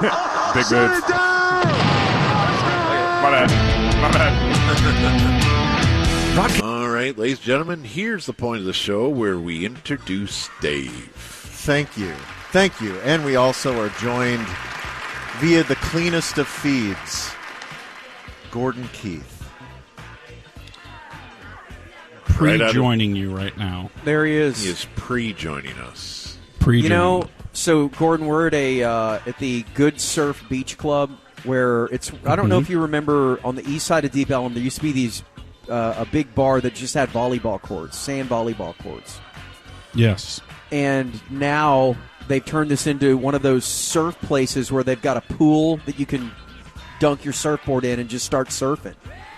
with all the crazy It's like hydraulics and got an waves. eternal wave. Yes. Yeah. Yes. And it's impressive. But I would really like to see Gordon doing it in his dress shoes, in his black pants and dress shoes. Like that would be perfect. And a button down. Like if he just kicked ass. The only way I know how to surf. So here's my scenario that I think I want to try.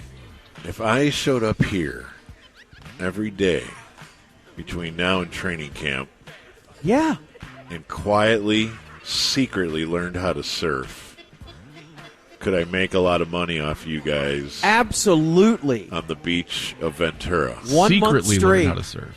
1 month well, straight. yeah, if everybody surfing. knows I'm learning how to surf, then then I couldn't take their money. I couldn't grift them, Lando. Yeah, but you're going to have to get a wetsuit because it's cold out there. That's all right. Wouldn't it be even more? Because it's almost like if you. And I have to I can't do it, guys. Well, you know what? I'm going to try, but I'm not. I probably can't get up. And you're like the Muser's deep throat informant. It doesn't take much to get him going in the right direction. And then I'm just going. No, I cannot surf. I cannot. But you guys want to make it interesting? Yeah, and then just riding the pipeline, just carving it, just chicks everywhere. Just Point Break breaks out. Yeah, that'd be great. All right, let's get to some e-news. The big news of the day in the world of entertainment is, so we all know that Amazon MGM, they have bought the rights to the James Bond franchise, and they are the stewards moving forward. Well, now there is a director attached as Denis Villeneuve. The Dune. the director of the Dune movies, of Blade Runner 2049, of Arrival. Okay, he's done a lot of movies with sand. Yeah, one of the hottest directors in the biz today. Starring sand. He has signed on to direct the next James Bond, and he says, some of my earliest movie-going memories are connected to 007. I grew up watching the James Bond films with my father ever since Dr. No with Sean Connery. I'm a diehard Bond fan. To me, he's sacred territory. I intend to honor the tradition and open the path for many new missions to come. This is a massive responsibility, but incredibly exciting for me and a huge honor. So it sounds like kind of a perfect match, as he is box office gold and he has such reverence for the franchise. Okay, Gordon. So yes, who's your Bond? Well, when we were growing up, there were two things that wowed me as a kid. One of them was Star Wars and anything Star Wars adjacent, all the sequels and all that. But there was something incredibly magical about going to the theater and seeing a James Bond movie. Up until the age of like 16, maybe, where I was like, "Oh my god!" Yeah, because you didn't have Mission Impossible or Bourne or any of the other spy type franchises. That was the only one. Were you guys that way? Oh yeah, I loved it. I always thought they were a little spare. Did you really? Even the gadgets. And yes, the gadgets were so cool, and the villains all had like a bit. And the ladies. And the ladies, oh yeah. Oh yeah. The gadgets were kind of cool.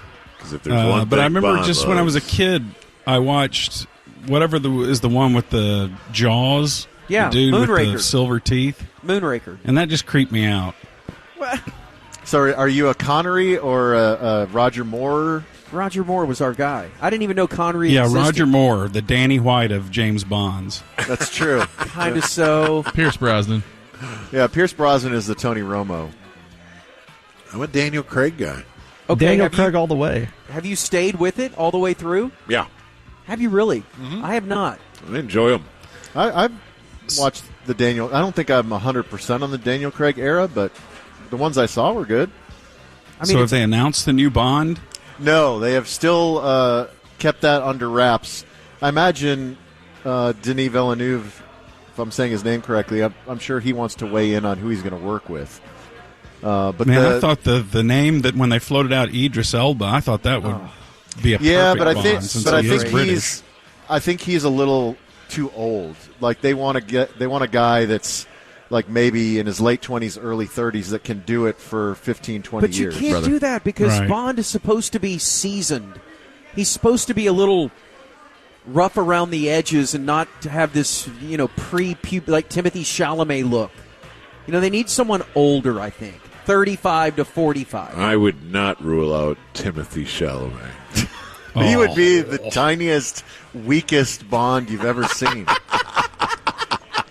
Little frail. All right, they have released Loses officially every fight. the Brian Wilson cause of death. Do you want to guess, Gordon?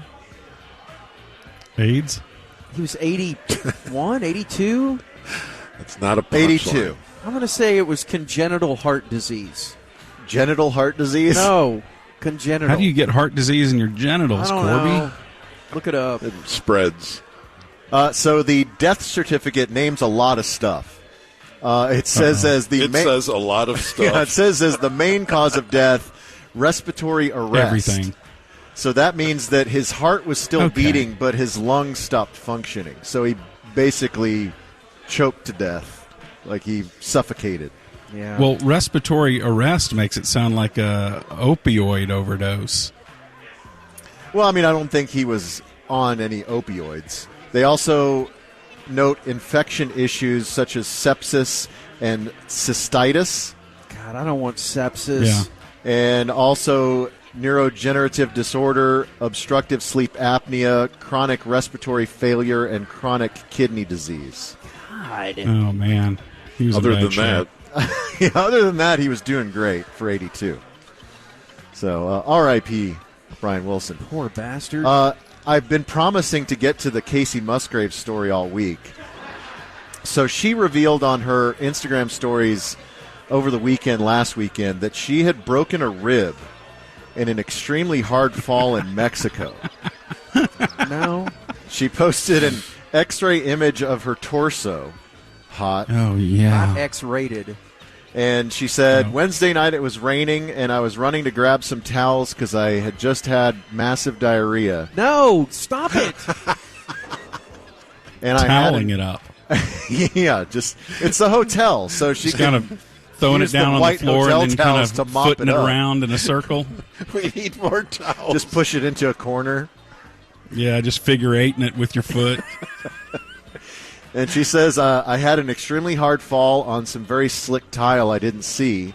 Thankfully, I didn't smack my head, but I landed very hard on my back left rib cage and broke rib number 6. Back left rib cage. Yeah. So she says, this S is no joke. I'm in a lot of pain and doing anything is extremely difficult, but I'm managing and being well taken care of. So, but as a result, she said she couldn't fly back to Nashville for an event that she had booked this week. Too painful? It was called the Sing for Science event. She says, I'm extremely bummed to have to reschedule, as I've been looking forward to this for months. But it's now been rescheduled for September 18th. But it was going to be Kacey Musgraves alongside fungi expert Paul Stamets as they discuss... Fungi? Yeah, as they... Fungi?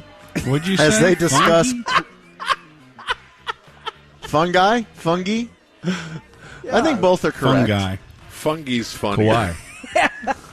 She says this is about the, quote, fascinating world of psilocybin, exploring what gives magic mushrooms their magic.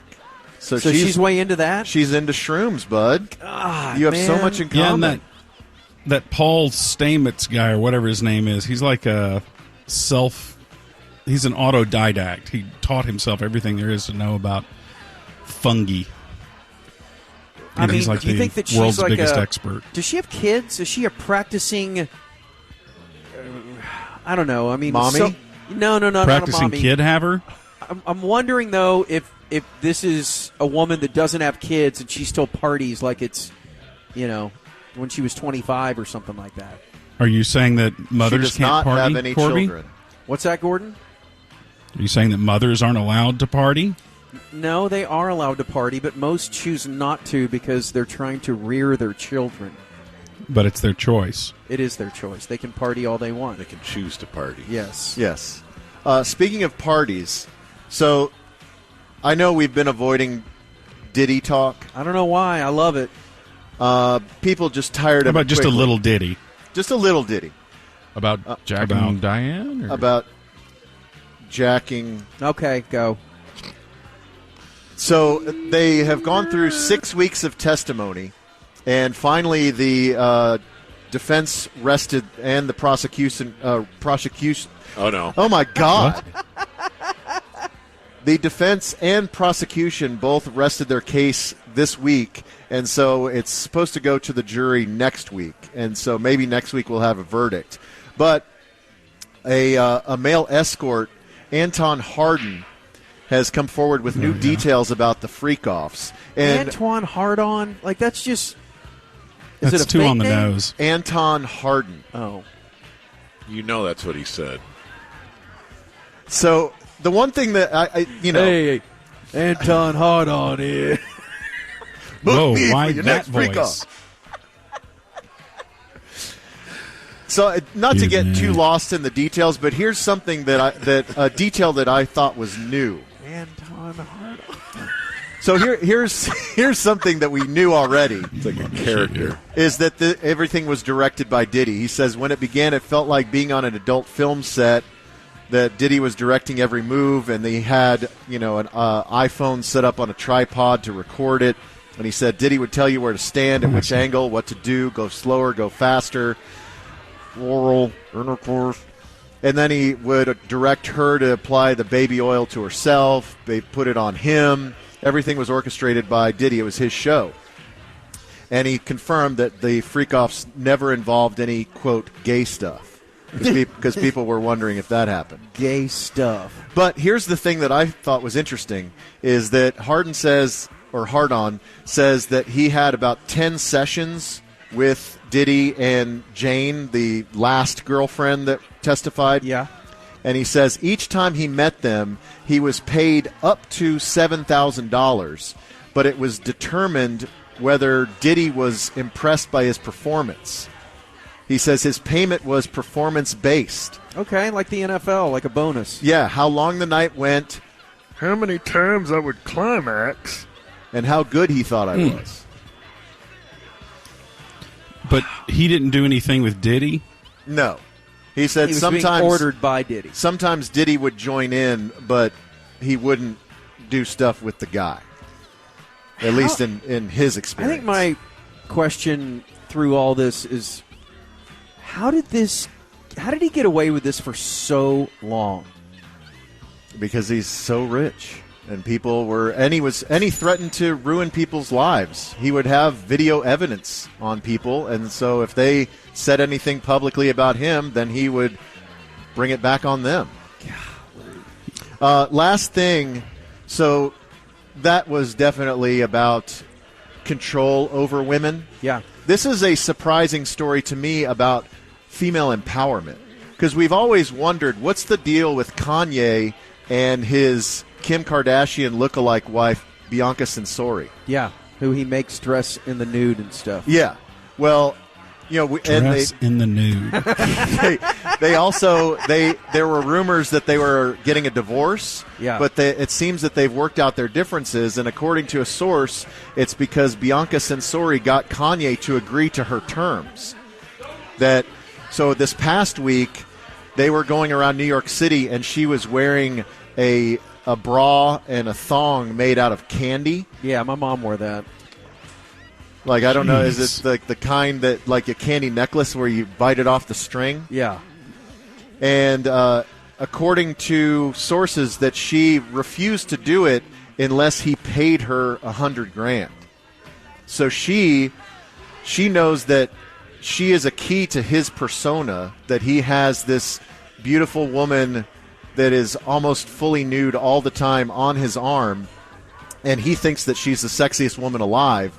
But she is monetizing that every time he makes her wear something insane, she's like, okay, well, you got to pay me. So this source says that when she went to the Grammys and was basically she was wearing a sheer dress that had nothing on underneath, that he paid her $120,000 for that. That she's made over $3 million on these outfit choices that Kanye's making. God, worth it. That she wants her slice of his fortune, and this is how she's doing it. Sounds like a very normal relationship. Right? Would you dress in the Borat green bathing suit? What are you going to pay me? If he paid you $1.5 million? Yes. Yeah, I know, right? All the time. I wouldn't even shave my anus. Dave? So it's empowerment to get money out of the mentally ill. Okay. All right. Yes. Yes. All right. Teasing ahead. Here comes Little Red Riding Hood. I know. Katy Perry and Orlando Bloom have officially ended their engagement, so Orlando Bloom is going to make his debut as a single man at this event next. It is 5:20. We are live today at the Good Surf Beach Club. And this is the Rant Revival, ladies and gentlemen. This is the complete cast of the Rant. Corby Davidson, Gen X Davey Lane, and of course, the one and the only. There goes the music, so I can't hit the button. Creighton, what are you doing? It's Gordon Keith. Oh, man. Thank you. Hello. All right. Gordon, I've been asked, are you promoting Twitch tonight, or since you're on vacation, are you taking a Twitch break? I can get rid of it. You know, it's very iffy if I'm going to be doing Twitch tonight. I'm going to try to do some version of it. I still don't have internet access. I still haven't called to get it reestablished at the Muse or bunker. That's smart. Man, we hope you can get some internet. Yeah. And I have an event thing that I have to do tonight before. That sounds sketchy. It's a little vague. So, Dave, is it a podcast launch party? No. Like a red carpet? No, the podcast is already launched. So Dave teased that Orlando sponsored by Eatsy's Market and Bakery. Thank you, Creighton. So Orlando Bloom and Katy Perry are officially done? Yeah, they broke off their engagement. Well, they were supposed to be at what is being referred to as the wedding of the century, the most high-profile, high-dollar wedding, they say, since Princess Diana married Prince Charles, or Lady Diana married Prince Charles. Or what was she before that? Just Diana of Wales? I think she was a lady. She was? Okay. All right, I get all that confused. Yeah. So he will be going by himself, Orlando Bloom will, to this wedding of Jeff Bezos and his bride-to-be, the former newscaster, was she, Dave, or a weather lady of some sort? Bree Walker? No, it is not Bree Lobster Walker. Claw Lady. Not every news person is Bree Walker. But it'd be funny if it was. It'd be funnier if it was. So they are getting married in Venice, and he has parked his yacht somewhere off the coast, his $500 million yacht, as the guests start to arrive. They're going to be staying in a hotel called the Amman Hotel on the Grand Canal. The rooms, if you're interested in going, which the guest list is capped at 200 people, it's about $30,000 a night to stay in the hotel. Just in case, though, you didn't want to stay there, they have booked 4 other hotels to completion, Dave. Wait, $30,000 a night for a hotel? Night. Yes, a night. Yeah. Does this sound that place good can't to you? It can't get regular business at that price. No, I don't understand it either. Oh, you're a billionaire? It's $30,000 a night. Is that what this is? Like just if you probably if you're going to rent out the entire hotel, and I think they booked every single water taxi in Venice. I think it includes continental breakfast, though. Okay, so it's worth it. Like a yogurt bar. Yeah, like an omelet station. Yeah, maybe a make your own Belgian waffle. Maybe. So wait, his guests have to pay for this because it's a destination wedding? I think that he's paying for it all. He is paying for everything. I thought it was the family of the bride that pays for the wedding. Can you imagine? Yeah. What a D move that would be. So you got this, right? By the way, she was an anchor at Fox 11 in L.A. Lauren Sanchez is her name. Yeah. Very foxy woman. Yeah, a lot of plastic surgery. Very exotic. Okay, so that's not the way she normally wait, looks. what's the guest list? You said it was capped? Capped at 200. Is she the one that went to the inauguration in a bra? She is. Yeah. Who got caught? Zuck was staring at her cleavage. Yes. Yes. Mark Zuckerberg. So they're in Venice, and according to the folks who live there, they say if you're planning, and this is like the most popular time to visit Venice, just from a tourism standpoint, and the Sunday Times has dubbed it Jeff in Venice. And if you're a normal person, this was written in the paper, if you're a normal person heading to Venice, this event will, quote, demolish your vacation because of the security issues. The town is going to come to a standstill. So imagine 2 years in the making planning your trip over there, and you get waylaid by this. I mean, I guess it makes for a good story. Eva Longoria, Brian Grazer, Leonardo DiCaprio, Bill Gates, Kim Kardashian, Kris Jenner, Oprah Winfrey, Gayle King, Ivanka Trump, Jared Kushner, Mick Jagger, Jewel. How'd she get in there? She got the snaggletooth fixed. So that's why. Did she? Yeah, she did. She did. What took her so long? I don't know. It was kind of her I meant bit happy for the birthday. longest time. My question concerning functions like this, is it one of those, and I get it, I mean, money it isn't even a thing to Jeff Bezos and his wife. But if you have this type of money and you're getting married, especially if it's your second wedding, are you just doing this because you have the money, or is this... Because it is kind of new money for him. He didn't grow up with this. What are the other choices? Well, I'm saying for most second weddings, you don't do something like this. And they're both getting married for the second time. What about third weddings? Oh, Dave. Were each of your weddings equally grandiose? No. The first one was the biggest. The second one was at the Justice of the Peace. Yeah. And the third one was not as big as the first one. Okay. But the third one was my favorite. But the third one was better than the second one, right? Yeah. Like bigger? Of course. And you know what? Do you feel like you're an expert on these things? You know, my wedding was very poorly attended by my ticket coworkers because it was on the same exact day as Craig Miller's. Wow. Oh, yeah. I forgot that you tried to counter-program. Yeah, I did. I tried to counter-program Craig Miller's wedding. So the ceremony, though, is going to be absolutely crazy. Hey, Sarah. Hey, Sarah. Where, again, if you're part of it, then it's probably going to be easy peasy for you to get around and get things done. But for everybody else, it's going to be an absolute nightmare.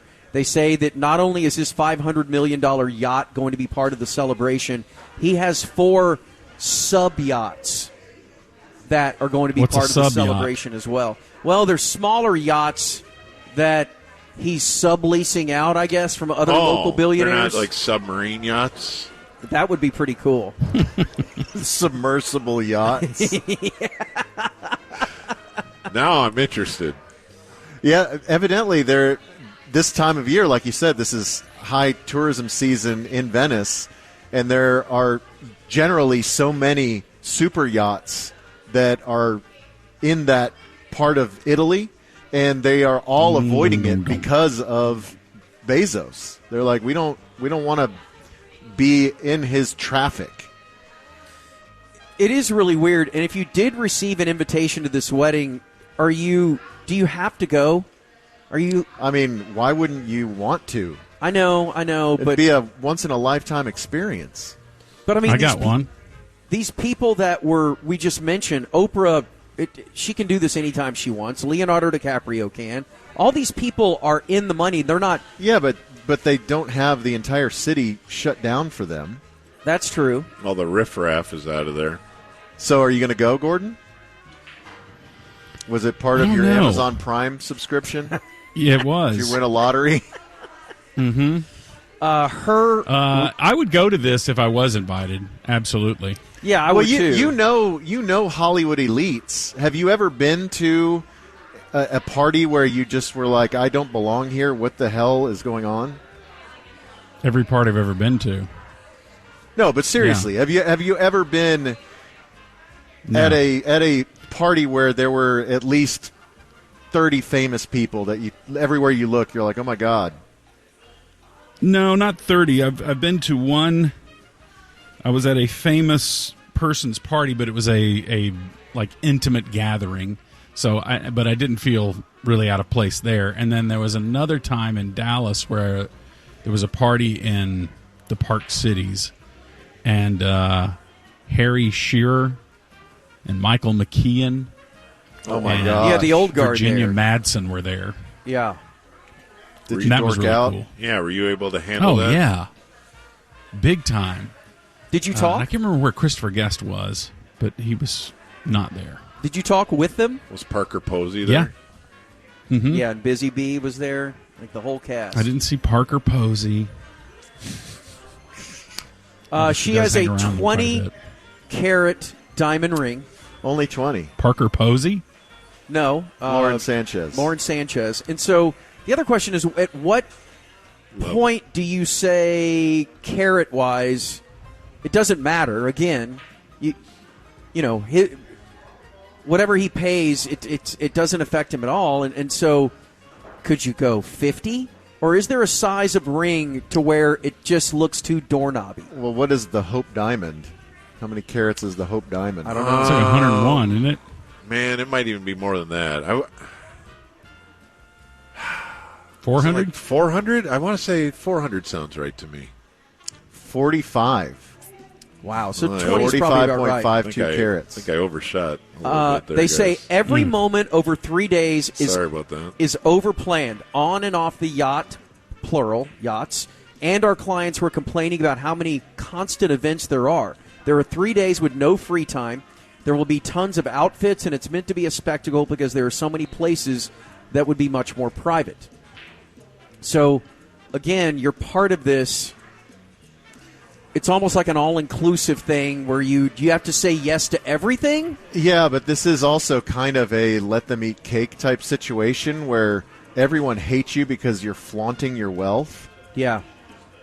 And they say that this was supposed to be earlier in the season, but it took so long to create the prenup because, you know, famously he ended up paying his ex-wife $38 billion. $38 billion. And he doesn't want to be caught with the pants down if something goes wrong here. But would you, if you were Lauren Sanchez, do you agree to anything? Because there's a B in front of it, right? Yeah. Even if it's $1 billion, that's plenty. Right. To let yeah, him but don't you roll think all she over at you. least tried to run the play of, well, we don't need a prenup because Yeah, we're true gonna love, last forever. and we're never going to part. Or the minute that this became serious, did he say, look, I just want to let you know there's going to be a prenup if this goes any further, if we get serious and get married or whatever. You've got to lay that law down. It's almost like if you're dating someone and they're wanting to get married and they start talking about kids and you know you don't ever want to have kids and you just say, I'm never having kids. I want to let you know that right now. You have to tell them that you're going to have a prenup. Break her heart, Corby. Yeah. No. By the way, has anybody been to Venice? No. Yes. Have you? Yes. Mm-hmm. And is it great? How many days were you there? Because I was there for like 2, and that was plenty. You didn't like it? I think I was there for 3 days. It's magical. Venice is a magical city. It is like a real-life Epcot. Like, you can't believe that this place is real. Are there really just women there, though? What? It's not Venus, it's Venice. Do what? I kind of applaud you for that. It's just, you know, there's not a whole lot of great restaurants or bars, and so once you kind of get the gist of it, you can kind of move on. Is it fair as far as like expense? Is it Yeah, on par with every other major expensive. European city? It's expensive, but it's not outrageous. There was that 60 Minutes, though, where they, lose 2 inches of the city every year to the ocean now. Yeah. Well, when I was there, it was in the rainy season, and the day we left, Venice started to flood. Like, they had gangplanks out everywhere, and you had to walk single file on these raised walkways because the sea kept rising, and it was the biggest flood they had had in like 20 years. Public gangbangs, like while it's raining. No. People just on giant flamingo floaties. How does that deal with the flooding? All right, time to stop the flood. I'm also a fan. Venice is wet. Where's our gangbangers? All right, we got to Diddy go. saved the city. Yeah, we got to go. Patreon.com/sportsgreek. Here's Dave. Thank you. Well, do you guys recall what happened on September 1st, 2023 in Fort Worth? Yes. Do you? Yeah, that was it was about 103 degrees and hot.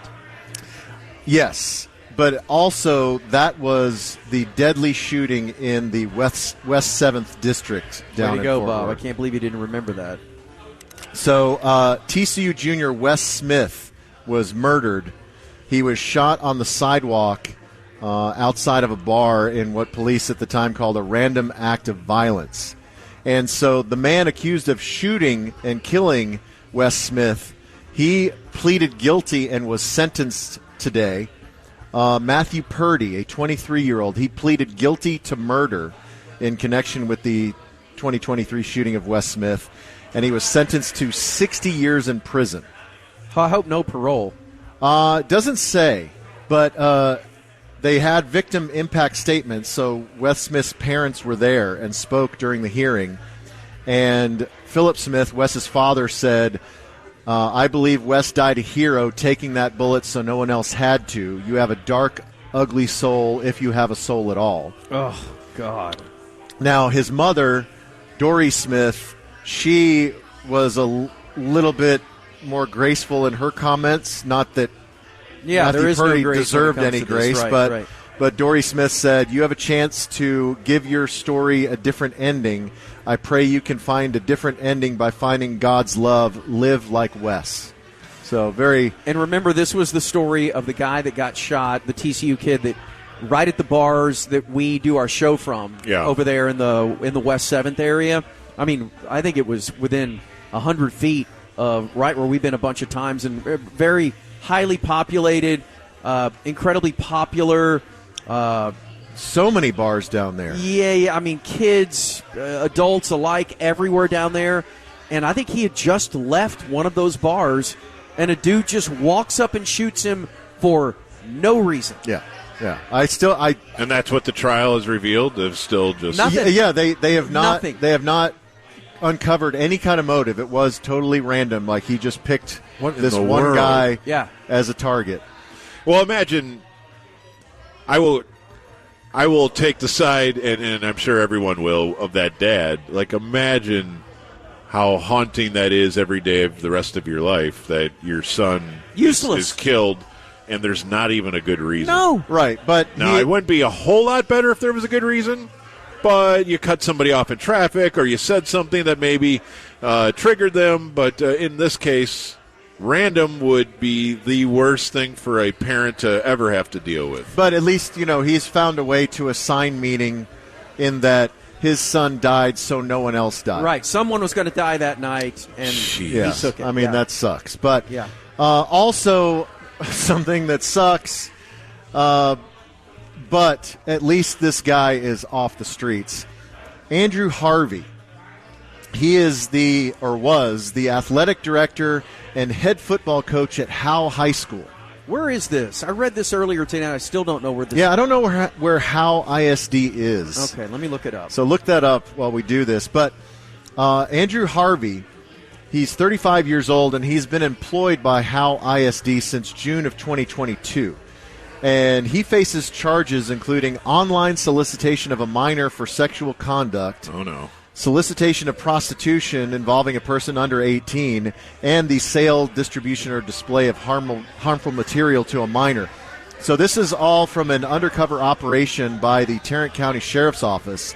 An undercover officer posed as a minor, a child, Right. not a guy with a pickaxe. not a guy with a light on his helmet. He posed as a minor online and was contacted by Andrew Harvey. who continued the conversation, believing that he was speaking with a child. And on Monday, June 23rd, he arranged a meeting at a public location to, let's take this thing to the next level. Oh, boy. And when Andrew Harvey arrived at the arranged meeting place, marked sheriff's units intervened and arrested him.